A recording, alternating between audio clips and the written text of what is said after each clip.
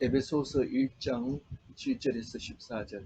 우리는 그리스도 안에서 그의 은혜의 풍성함을 따라 그의 피로 말미암아 속량 곧 죄사함을 받았느니라.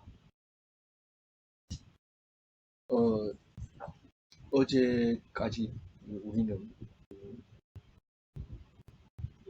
어제 처음이죠. 어제 처음으로 에베소서를 묵상하게 되었는데요.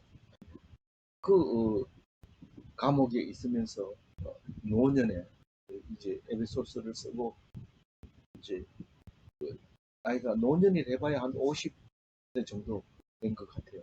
어쨌든 그 정도 됐을 때 이 편지를 쓰게 됐는데 어,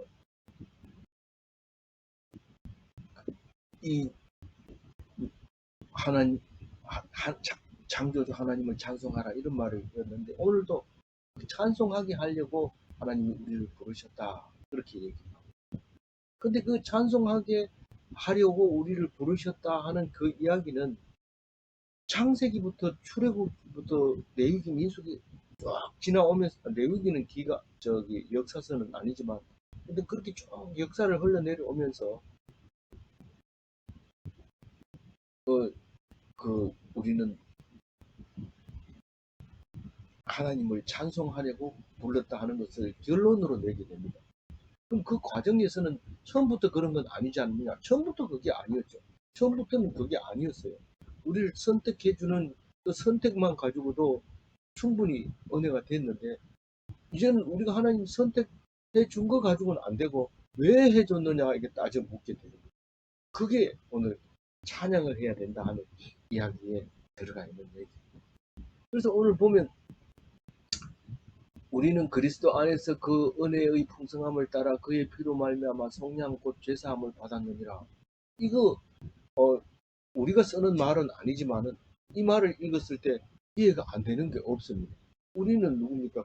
성도들. 그리스도 안에서 뭡니까? 예수를 믿음으로 이런 말입니다. 그의 은혜의 풍성함을 따라 예수님이 우리에게 얼마나 큰 은혜를 줬습니까? 더없이 큰 곤란을 몸소 겪으면서 겪으시면서 우리를 죄에서 사함 받게 해주셨잖아요. 그래서 그 은혜의 풍성함을 따라 그의 피로 말미암아 속량 곧 제사함을 받았느니라. 이 속량이라는 단어 오늘 말씀 속에서도 묵상 속에서도 속량이라는 단어 하나만 똑 빼가지고 와서 사용하는 경우도 있습니다. 출애굽하는 백성들도 나중에는 백성 이러면은 이스라엘 백성을 말하는 거고 여호와 하나님의 백성을 말하는 거고 출애굽 백성을 말하는 거 이렇게 대표하는 것처럼 우리가 아주 함축해서 쓰는 말을 많이 사용합니다. 그래서 처음 읽을 때는 무슨 말인지 잘 모릅니다. 특히 경상도 사람들은 그 말을 줄이는 게 많은데 할머니가 TV를 너무 크게 틀면 손자가 할머니 TV 좀 적게 틀게요. 나 시끄러워서 공부를 못하겠어요. 이렇게 얘기해야 되는데 한마디로 딱 줄여가지고 얘기합니다. 문 딱 열고 할매 좀 이러면 다 알아듣습니다. 이게 성경 읽을 때 할매 좀 이거 가지고는 우리 처음 읽으면 모릅니다. 근데 앞뒤 사정 쭉 얘기하고 다른 데서 사용했던 얘기하고 이걸 좀 읽어보면 대부분 알죠. 오늘 이제 오늘은 속량 곧 제사함 이랬지만은 속량인 다른 말 하나만 나와도 예수님의 피가 생각이 나야 되고 그 은혜의 풍성함을 생각해야 되고 그 그리스도가 이 땅에서 오신 이유에 대해서 생각이 떠올라야 되는 단어죠. 함부로 그렇게 쓸 수 있는 단어도 아니고요. 그래서 8절 한번 읽어볼까요? 모든 지혜와 총명을 우리에게 넘치게 하사. 이는 그가 뭡니까? 이는 뭡니까? 십자가에 달려 돌아가셔서 우리를 제사함 받은 것이 그게 인원이고 그가 누굽니까? 예수님이 모든 지혜와 총명을 누구에게 줬다고요?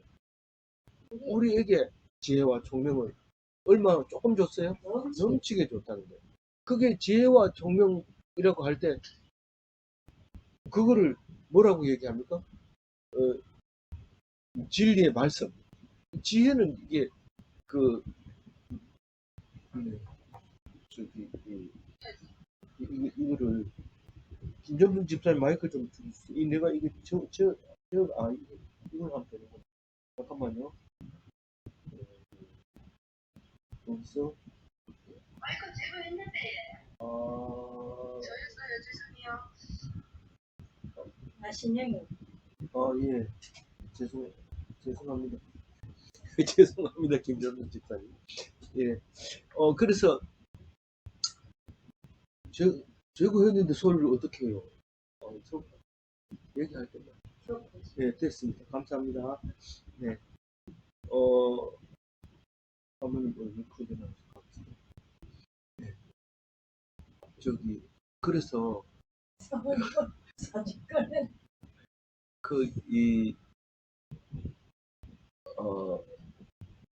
하나님의 말씀, 지혜와 청명을 우리에게 어떻게 주냐면, 예, 넘치게 주는데 진리의 말씀이죠. 지혜가 뭘까요? 모사라고도 하는데, 예, 이사야서 9장 6절에 보면 예수님을 말씀하실 때 어떻게 말하느냐 하면, 기묘자라, 모사라, 전능하신 하나님이라, 영존하신 아버지라, 평강의 왕이라. 예수님은 그렇게 표현을 했어요. 앞으로 이런 분이 우리에게 오겠다는 거죠. 이사야가 예언하시기를 그렇게 얘기를 합니다. 총명은 뭡니까? 총명은 여러 군데 나오지만 디모데후서 2장 7절 한번 읽어볼까요? 내가 말하는 것을 생각해보라. 주께서 범사에 내게 총명을 주시리라. 이 총명을 주시는 예수님이 이렇게 깊이 생각하면 예수님으로 말미암아 모든 것이 문제가 해결되게 해줍니다.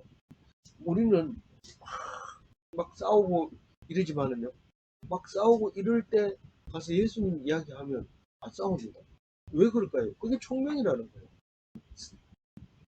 내가 말하는 것을 생각해보라. 주께서 범사에 내게 총명을 주시리라. 디모데 후서에게 나왔으면 누가 한 말입니까? 바울이 디모데에게 쓴 편지 중에서 총명을 예수님이 주시는데 어떻게 주느냐 하면 생각해보면 모든 일에 대해서 총명을 준다. 우리는 도저히 풀릴 수 없는 딜레마에 빠졌을 때 예수님께 기도하면 풀어줍니다. 근데 예수님이 없는 데에서는 우리 이거 법을 바꿔야 돼. 그래서 법을 딱 바꿔놓으면 그 법 때문에 고생당하는 사람이 엄청 많게 생깁니다. 방법이 없어요. 우린 예수님 말고는 방법이 없어요. 네. 네. 무슨 말인지 알겠죠? 다시 8절 한번 읽어요. 이는 그가 모든 지혜와 총명을 우리에게 넘치게 하사. 넘치게 해가지고 뭐 나온 게 뭐가 있는데, 우리가 달라진 게 뭐가 있는데, 지혜와 총명 우리 준다.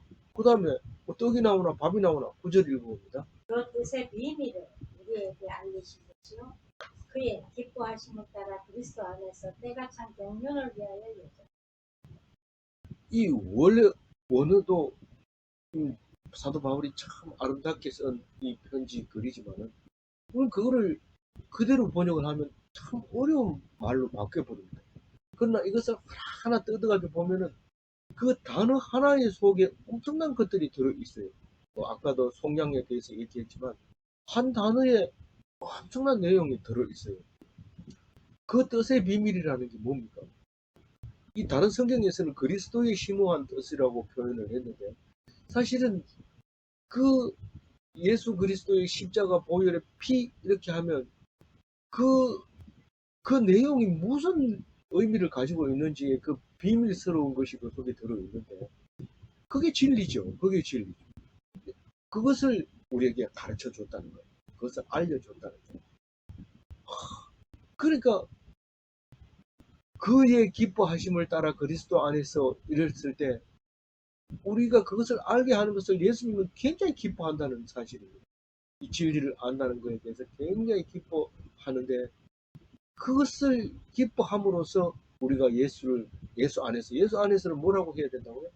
예수를 믿음으로써 때가 찬 경륜을 위하여 예정한 것입니다. 막 그것도 억지로 읽었는데 뒤에 더 어려운 게 때가 찬 경륜을 위하여 예정한 것이다. 근데 자세히 천천히 읽으면 이게 무슨 말이 모를 리가 없어요. 예수님이 처음부터 있었던 거고 처음부터 계획돼 있었던 건데 왜 2022년 전에 오시게 되었을까요? 때가 찼기 때문에. 경륜이 뭡니까? 경륜은 섭리 뭐 이런 겁니다. 그런데 그 섭리라고 하는 것은 오묘한 진리를 말하고 있는 거죠. 오묘한 진리. 근데 이 히브리인들 그 이스라엘 사람들은 이 단어를 청지기 할 때 이렇게 이 단어를 사용했다고 해요. 이 오이코노미아라고 하는 이런 단어를 사용했다고 그러는데 이게 경륜인데 이게 쉽게 얘기하면 하나님의 계획대로 이런 말입니다. 예정하신 그거 한 단어만 가지고 안 됩니까? 예정대로 했지만은 어떤 때가 차야지 되는 거지. 그 예정이 때가 찼기 때문에 예수님이 오셨다. 그런 것이죠. 오셔가지고 왜 오셨느냐 하면 10절에 얘기합니다. 왜? 아니 뭐 우리 그 진리를 주려고 그런 게 아닙니까? 진리를 주려고 왔는데 그 진리가 뭐 하는데 사용하느냐는 거죠. 10절 읽어보면 하늘에 있는 것이나 땅에 있는 것이 다 그리스도 안에서 통일되게 하려. 이게 통일이라는 것은 하나 되게 한다는 걸 말하는 겁니다. 그러니까 하늘에 있는 것이나 땅에 있는 것, 우주 천지 만물, 하나님이 창조하신 모든 것이 통일이 되게 하려고 합니다. 통일이라는 것은 하나 되게 하는 거예요. 그러니까 이게 통일이라는 단어를 쓰게 되면은 무슨 말인지 남북 통일이나 통일교회에서 쓰는 말이 아니냐 이렇게 생각할지 모르지만 이 통일은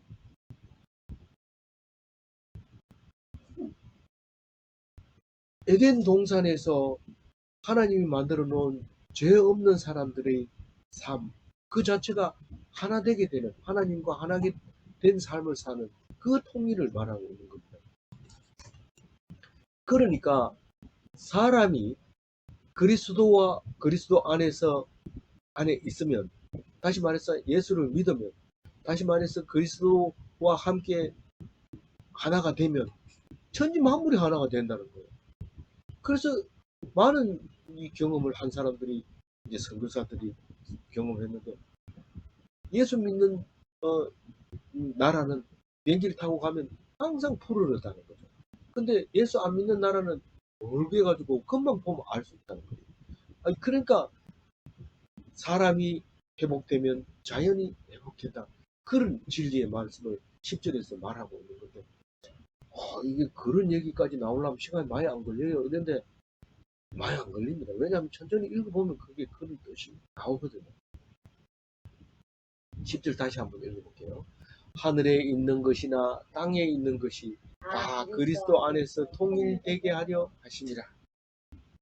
예수 믿으면 에덴 동산 창세 세상을 창조했을 때 처음부터 그렇게 만들어 놨다는 거예요. 안 그러면 우리는 쫓겨났잖아요. 분리되어 있었잖아요. 분리되어 있었는데 죄로 말미암아 에덴 동산에 쫓겨나 있었는데 하나님께서 예수님께서 오셔가지고 그것을 회복시켜 줌으로써 에덴 동산에 하나님과 영원히 살게 되는데 지금은 왜 못 살고 있어요? 믿었는데도 그게 수가 차면은 때가 되면은 알지 못하는 날에 도둑같이 그날이 임하게 되는데 예수님이 공중에서 만나게 되죠. 우리를 믿다가 죽으면 어떻게 돼? 죽은 사람이 먼저 갑니다. 우리보다가 살아있는 사람이 믿는 것보다 죽은 사람이 먼저 예수님을 만나고 우리가 뒤에 예수님을 만나서 영원히 함께 사는 그런 나라가 되는 거예요. 그러면 11절 읽어보세요. 모든 일을 그의 뜻의 결정대로 일하시는 이의 계획을 따라 우리가 예정을 입어 그 안에서 기업이 되었습니다. 여기서는 중요한 게 기업이라는 단어가 중요한데 11절 얘기를 자세히 여러 문장으로 나누어야 되는데 이걸 한꺼번에 하는 게 기술인데 그게 바울의 문장력이라고 하는데 대단하죠. 근데 본인은 멋있게 쓰고 완벽하게 쓰고 좀 후세에 없어지지 않을 정도로 쓰지만은 듣는 사람은 힘들어요. 그래서 뭐 공짜는 없잖아요. 노력을 해야 또 금을 캘 수 있는 건데 이게 11절에 그런 거죠. 이 그리스도가 오셔가지고 우리를 기업이 되게 해주셨다는 거예요. 그리스도가 십자가를 짐으로써 우리가 하나가 됐지만은 그 하나가 됐다는 것은 이 땅에 사는 동안에 하나님의 기업으로 우리를 살게 합니다. 기업이라고 하면은요, 그 하나님은 우리의 기업이고 우리는 하나님의 기업이 되는 거예요. 좀 어렵잖아요. 기업이라는 게 뭡니까? 이러면 주식회사 뭐 이런 그런 기업이 아니고 기초할 때 기자가 돼요. 그래서 이 기업은 하나님 이게 이제 기업이라는 게 제가 내묻혀가지고 그 안에 들어있잖아요. 그거는 제일 마지막에 보기를 하고 어쨌든 하나님이 맨 처음에는 우리를 가장 귀한 보물로 여겼어요. 우리라는 게 뭐예요? 이스라엘 백성이죠. 그런데 우리가 아니잖아요. 우리는 믿음으로 이스라엘 백성이 된 거예요. 그때 당시에도 하나님을 믿었으면 이스라엘 백성이지 혈통으로는 아닙니다. 왜냐하면 혈통으로는 못 따지 3대, 4대만 가도 혈통은 퍼센트가 얼마 되지 않습니다. 그래서 우리가 족보 얘기하고 이런 것은 그냥 우리가 그냥 정체성을 만들어내기 위해서 그렇게 하는 거지 사실 그게 뭐 피가 섞여 있어서 그게 그런 게 아니라는 거예요. 우리는 오해하면 안 됩니다. 그래서 제일 먼저는 뭐를 기업으로 정했다고요? 그 백성을 기업으로 정했어요. 그래서 아브라함부터 하나님 백성이 되는 거예요. 그래서 그랬는데 나중에는 가나안 땅 들어가면서 토지를 이제 기업으로 주게 되죠. 그래서 맨 처음에는 지파별로 이렇게 줬어요. 그래서 그 지파별로 영원히 그 땅이 물려가게 돼 있었는데 이 생활이 복잡해지면서 지파별로 못 주게 불가능하게 되죠.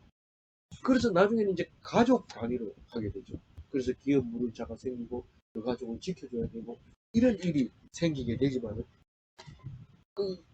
그럴 때는 이제 특히 장남에게 많이 주게 되는 일이 생기는데 장남에게 많이 주는 거는 그 여러 아들 중에서 대표의 의미를 가지고 있기도 하고 그 어떤 어려움이 있을 때는 희생을 해야 되는 그런 책임까지 이 마지가 지고 있기 때문에 장남이 배로 상속을 받게 됩니다. 그리고 누가 손님이 와도 장자가 대접을 해야 되기 때문에 장자는 많이 받았어야 되는 그런 게 있었는데 그게 이제 나중에 바벨론 포로 가서 이제 다 흩어지고 뭐 예루살렘 성전도 없어지고 그러고 난 다음에 생각해 보니까 그게 아니라 말씀이 기업이었다.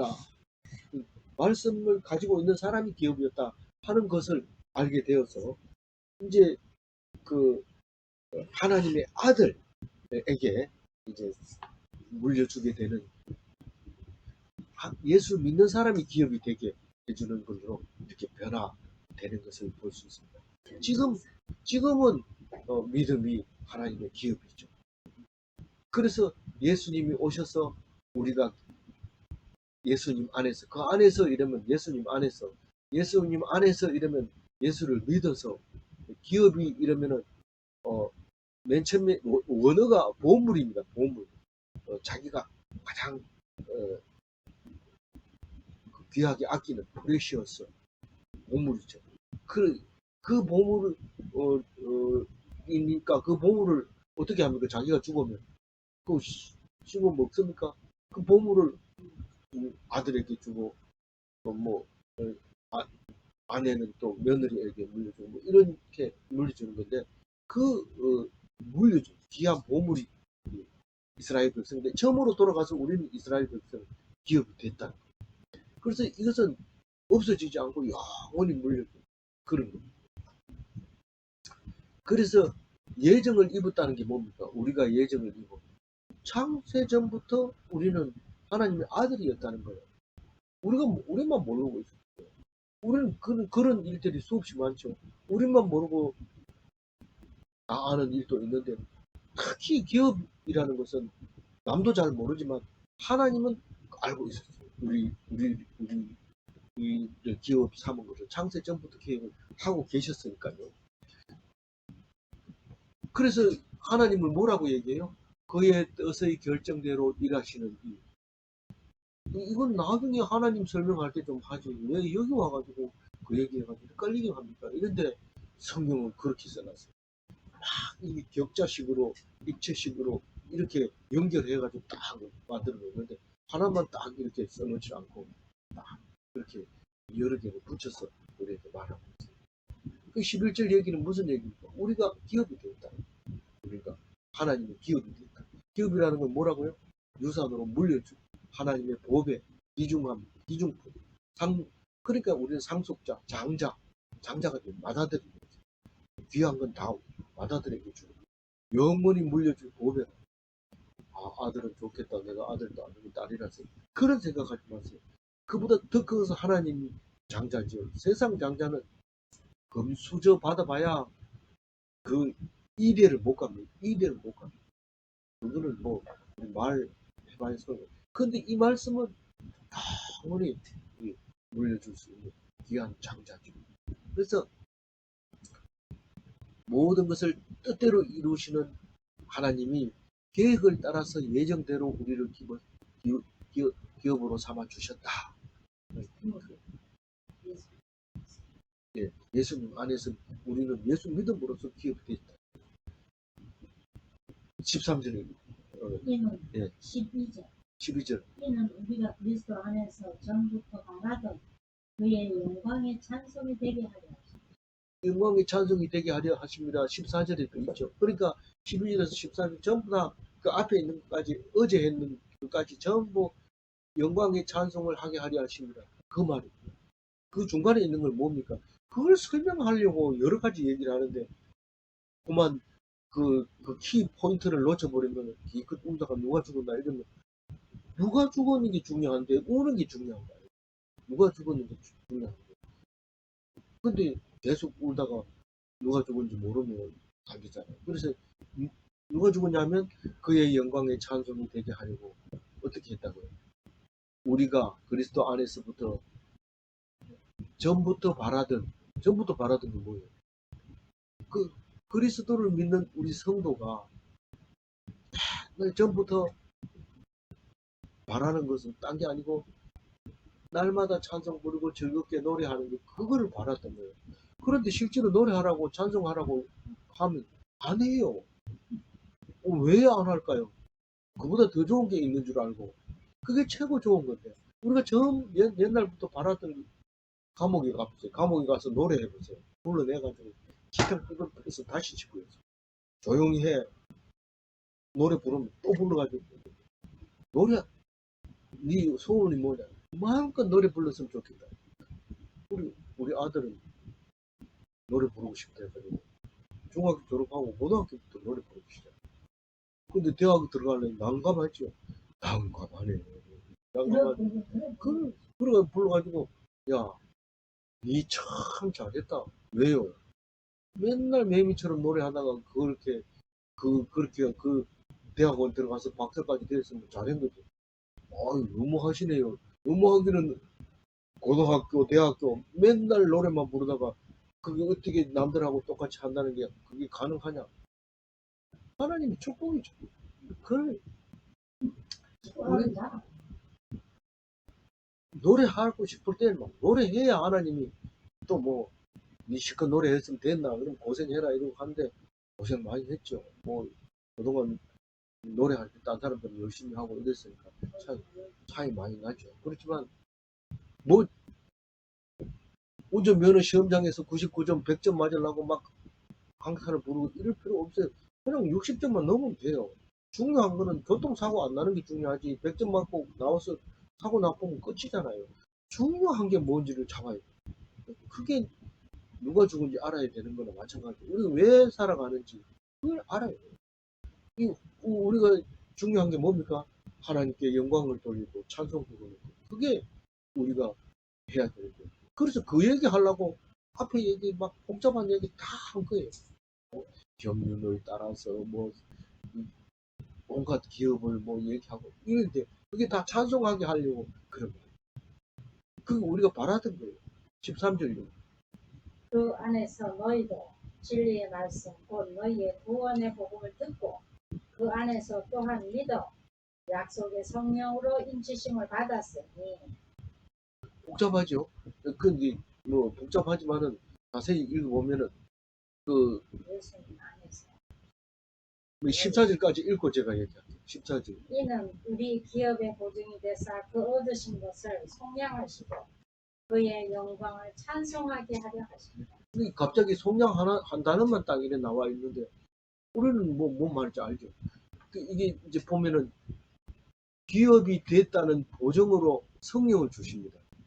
기업을 당신은 대한민국 국민입니다 하고 여권을 도장 딱 찍을 때 뒤에 도장 딱 대한민국 도장이 찍혀 있으면 대한민국 사람이 그 도장이 중요하거든요.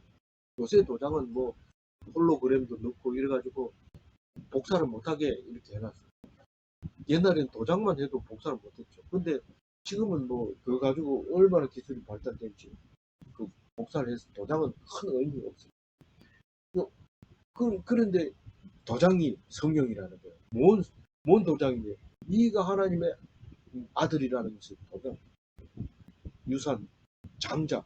아들은 그냥 아들도 아니고 장자고, 장자는 보석이고 귀한 거고, 물려주지 않으면 안 되는 그 기업이고, 그런 그 땅이고, 영원한 거고, 그거라는 뜻으로 성령을 줬다는 거예요. 그게 도장이라는 거예요. 근데 그리스도 안에서 가능하다. 예수를 믿으면서 믿음으로 가능하다. 진리의 말씀을 듣고 믿어야 되지. 나 예수 믿을게. 그거 가지고 안 되고 말씀을 읽어야 돼. 말씀을 듣고 읽고 묵상해야 그게 예수를 믿는 거지. 지나가는 사람 물론 니 예수 믿으라고 복 받는다. 그럼 나 믿을게. 이건 믿는 사람이다. 이렇게 얘기하면 조금 문제가 있죠. 뭐 그것도 아주 아니라고 말할 수는 없지만 그거는 그런. 그 다음에 구원의 복음을 받은 사람, 그 말씀을 듣고 그 음성을, 복음이라는 거 소리 음자잖아요. 그 소리를 듣고 그게 반응했을 때 그게 그 믿는 사람이고 그 사람에게 성령을 주는 거예요. 약속으로 성령이라는 도장을 찍으셨다. 그 얘기를 하고 있어요. 13절. 14절은 우리가 하나님의 기업이라고 하는 보증서다. 우리가 하나님의 기업이라는 보증서인데 이 보증서에다 도장을 찍은 게 성령이라는 거예요. 와, 너무 추상적인 것이 아닙니까? 이런데 이렇게 추상적이라야 수천 년이 흘러가도 이 말이 변함이 없지. 도장에다 찍어놓으면 이게 발해가지고 그게 문서가 맞나? 정밀 검사해보자. 탄소 측정기로 측정해보자. 탄소 연대 측정기 갖다 대라. 가가지고 검사해보고 진짜인지 거짓말인지 알지만 이렇게 써놓는 이 말이 이건 뭐 없어질 수가 없어요. 도장은 성령이기 때문에 이걸 누가 조작하거나 이렇게 할 수가 없어요. 이거는 성령이 딱 오는데 하나님의 아들이 된 것이 확실한 거예요. 성령이 어떤데? 기쁘고 감사하고 그래서 하나님을 어떻게 해요? 찬송하고 영광을 돌리고 그런데 그것 때문에 누가 성령을 준 거야. 그래서 성령을 받은 사람은 기뻐요. 그 기쁘면 바로 하나님의 백성이라는 거예요. 이 14절을 제가 맨 처음에 읽을 때는 굉장히 어려웠어요. 그래가지고 여기저기 찾아보는데 킹 제임스 성경은 이렇게 써놨어요. 한번 읽어볼까요? 이 영께서 값주고 사신 그 소유물이 구속을 받기까지 우리의 상속 유의 보증이 되사 그분의 영광을 찬양하게 하시느니라. 이 14절을 개혁 개정을 읽다가 킹 제임스 버전을 읽으니까 이해가 싹 됐는데 나중엔 14절 개혁 개정을 읽고 해석이 다 된 뒤에 킹 제임스를 읽으니까 이게 더 어려워졌더라고요. 그래서 우리는 어떻게 하는 것이 옳은 거다가 중요한 게 아니라 이 성경 그 자체를 잘 보존하고 변경시키지 말고 있는 것이 참 중요합니다. 그러나 킹 제임스 버전이라든가 새 번역이라든가 공동 번역이라든가 이런 게 우리에게 꼭 필요한 이유는 그건 나쁜 거야 이래가지고 안 보는 게 아니고 그건 꼭 필요해요. 그게. 근데 그것을 이해하는데 도움을 줍니다. 우리가 해가지고 열심히 이런 뜻인가 하고 은혜를 받고 났는데 다시 보니까 그게 아닌 경우가 생깁니다. 그래도 그 성경은 그런 특별한 우리에게 주시는 영감도 주시는구나. 그러면서 또 한 번 생각해 보면서 참 말씀이라는 게 신기하다. 그런 말을 우리가 생각을 하고 할 수 있게 됩니다. 이 그 기업이라는 단어를 다시 한번 방금 얘기도 했습니다만 다시 한번 정리를 해서 보면 기업이라는 것은 기초할 때 기자를 쓰죠. 우리가 가장 중요한 살아가는 데 있어서 가장 기초가 되는 게 사람인데 그 사람이 누구의 사람이냐면 하나님의 사람이에요. 그래서 그게 영원히 없어지는 게 아니고 물려줘야 돼요. 그 영어로는 그게 상속이라는 뜻입니다. 그래서 기업은 상속, 받은 재산이나 사업을 말하는데 이것은 원래는 정복해서 얻어야 자기가 됩니다. 정복해서 얻어야 되는데 그게 아니고 그냥 공짜로 받은 거예요. 금수저지요, 금수저. 이거 그냥 받은 거예요. 먹다가 준 거예요. 근데 이거는 어떻게 받을까요? 자기가 노력해서 받을까요? 아닙니다. 가만히 있으면 주는 거예요. 하나님의 선물이죠, 선물. 그래서 액티브 해가지고는 받을 수 없어요. 그냥 패시브예요. 액티브 패시브가 뭡니까? 능동적인 것과 피동적인 거죠. 그냥 주면 받는 거고 안 주면 못 받는 거예요. 그게 이게 기업이에요. 뺏어서 되는 게 아니고 내가 노력으로 되는 게 아니고 하나님이 주시는 거예요. 그러니까 믿음이 있다는 건 얼마나 하나님이 나를 사랑한다는 것을 알아야 돼요. 감격해야 돼요. 그래서 이제 하나님이 아들이 되면서 기업이 되는 거예요. 그래서 만물의 상속자가 됩니다. 아니 만물의 상속자가 뭐냐 이런데 내일 묵상하는데 보면요 교회 이야기가 나옵니다. 교회 이야기가 나오는데 같은 기업이라도 하나님의 아들이라도 장자라야 돼요. 근데 이 장자가 만물의 상속자가 됩니다. 만물의 상속자. 내일 가면 이게 분명하게 이해가 되게 되는데 이 교회 안에 만물이 들어가 있습니다. 교회 안에서 문제가 해결이 안 되는 게 하나도 없어요. 그게 만물의 상속자입니다.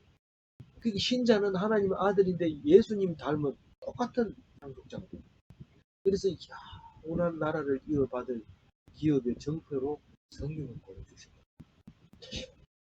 단어가 너무 많아가지고 어떤 거 하나 딱 붙잡고 오늘 살았으면 좋겠는데 너무 많아요. 그런데 그래서 이게 더 잘라야 되는데 이게 뭐 7절 가지고 뭐 어떤 거는 뭐 몇십 절을 묵상하다가 오늘 7절 하는데도 왜 그렇게 길게 해요?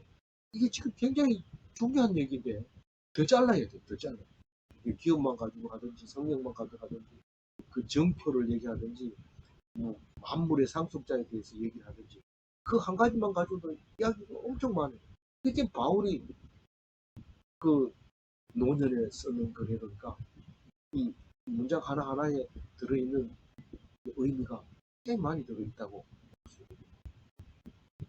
그래서 우리는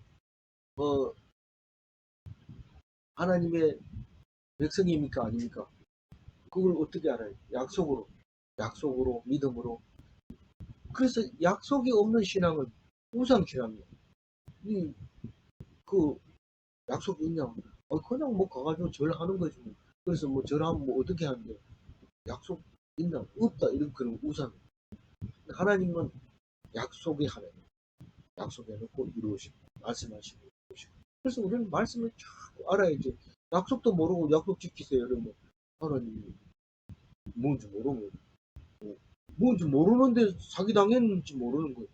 이게 뭔지 알아야지 이게 뭐가 잘못됐는지 아는데 이게 모르면 그래서 말씀을 맨날 이게 약속을 찾아내는 거예요. 하나님의 백성임을 성령으로 아는가? 예수를 믿음으로 성령을 주시는가? 대답할 수 있을 거라고 생각합니다. 아무쪼록 현실은 뭡니까? 돈 나오는 게 현실이고 좀 재밌는 게 현실인데 현실적으로는 오늘 말씀이 머릿속에 안 들어올 수도 있어요. 그러나 이 기쁨, 하나님을 찬양하는 이것을 깨닫고 나면 찬양이 기뻐지고 성령에 임하신 것이 너무 감사한 것을 알 수 있게 됩니다. 아무쪼록 진리 안에서 하나님 약속을 받아내는 그리스도인이 되시기 바랍니다. 기도하겠습니다. 하나님 감사합니다. 에베소서를 읽으면서 한 단어 한 단어의 의미를 생각하면서 한없이 묵상할 수 있는 이 말씀을 가지고 오늘 또 하나님께서 우리에게 주시려고 하는 사랑을 깨닫습니다. 오늘 또 찬양 속에 하나님께 영광 돌리는 것 속에 살게 하여 주옵소서. 감사하고 우리 주 예수 그리스도 이름으로 기도 올려옵나이다. 아멘. 예, 감사합니다. 네, 인터넷이 가는 곳마다 잘 인터넷은 내는데 속도가 떨어져서 자꾸 끊어졌습니다. 그래서 녹화했는 거 올려드리겠습니다. 블로그에 와서 유튜브로 들으시면 되겠습니다. 예, 이제 얼굴 좀 보여주시고 나눔을 해주시기 바랍니다. 마이크는 제가 말씀 주시는 분만 열어주시기 바랍니다. 네, 제가 이걸로 봐야 되겠네요. 이걸로 보겠습니다. 이걸로 보고 말씀은 이쪽으로 합니다. 그렇게 하겠습니다.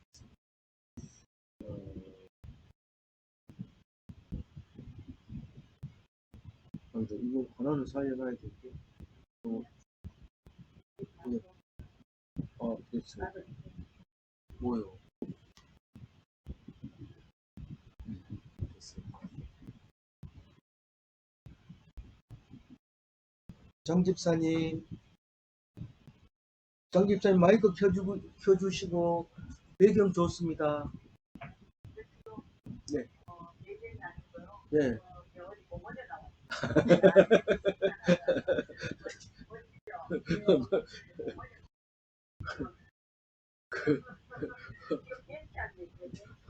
그게 환란의 날에 하나님이 더 좋은 것을 주시려고 환란을 네.